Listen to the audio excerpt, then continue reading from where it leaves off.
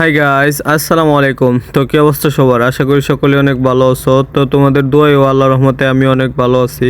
তো গেমে চলে আসছে লুমিনা স্কাইল ইভেন্টটার মধ্যে আমার একটা পছন্দের ওয়াল আছে। তো চলো দেখি ওয়ালটা বের করতে আমাদের কত কি ডায়মন্ড লাগে।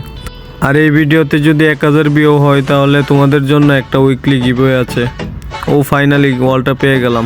তো চলো তোমাদের কি ইকুইপ করে দেখিয়ে দিই।